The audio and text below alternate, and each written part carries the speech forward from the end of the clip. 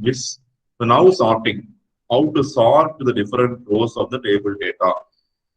So sorting means when you sort this column alone, everything should be sorted.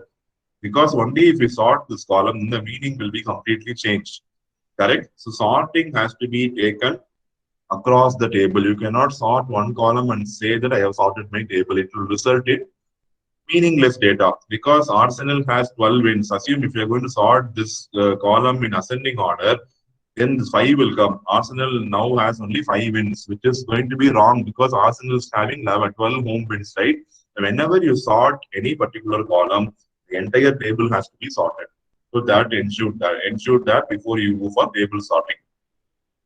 The data is stored in the order as it was bought from the spreadsheet, which is in this case is alphabetical. So general format of storing its alphabetical order, the data will be loaded into the table in MATLAB. Next, you see sorting the table on home wins reveals that there were 4 teams with 12 home wins. You see here, previous table, the home wins is random. But now when you sort the home wins, automatically you see the corresponding entire rows are getting changed. See here, I think you are able to observe it.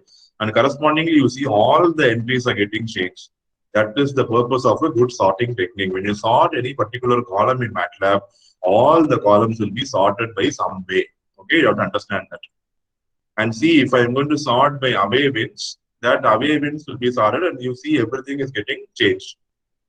So sorting is meaningful only when all the data is properly sorted along a particular criteria in MATLAB. Please understand that.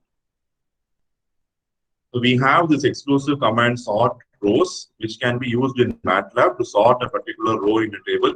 And MATLAB will take care of sorting the remaining table for you. You need not put up that extra task of sorting the entire table. When you sort rows, MATLAB in turn will sort the other columns and give you the data in a meaningful format. So see the first task, we are going to load this EPL results.csv file into a table called EPL. We have no other command already. So EPL equal to read table of.